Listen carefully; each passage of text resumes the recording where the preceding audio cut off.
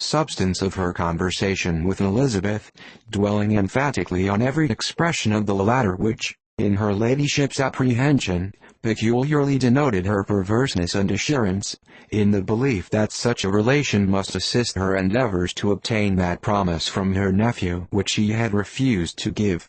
But, unluckily for her ladyship, its effect had been exactly contrariwise.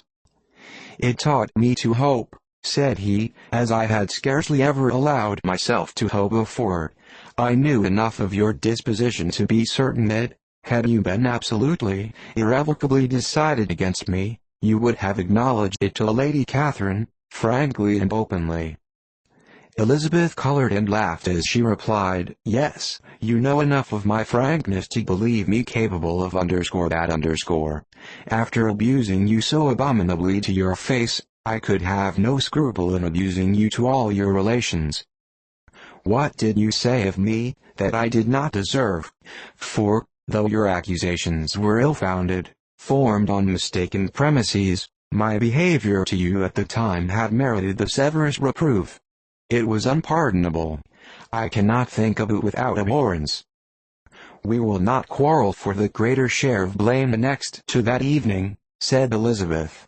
"The conduct of neither, if strictly examined, will be irreproachable, but since then, we have both, I hope, improved in civility.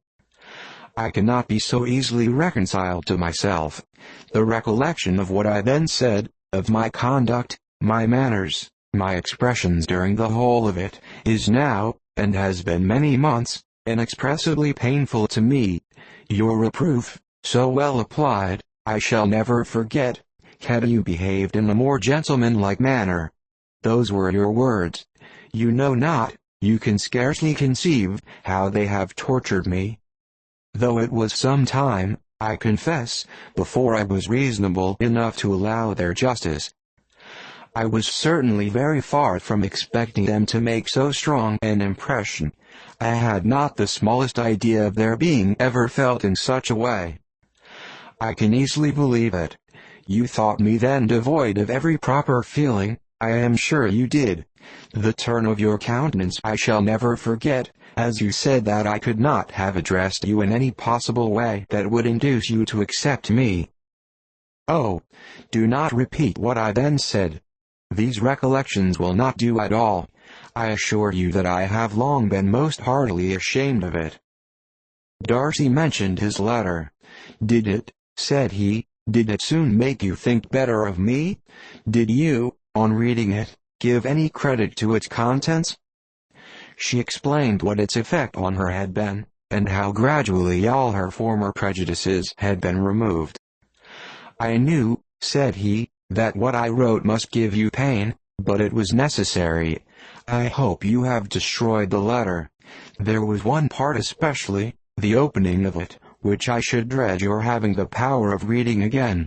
I can remember some expressions which might justly make you hate me. The letter shall certainly be burnt, if you believe it essential to the preservation of my regard, but, though we have both reason to think my opinions not entirely unalterable, they are not, I hope, quite so easily changed as that implies." "When I wrote that letter," replied Darcy, "I believed myself perfectly calm and cool, but I am since convinced that it was written in a dreadful bitterness of spirit. The letter, perhaps, began in bitterness, but it did not end so. The adieu is charity itself. But think no more of the letter.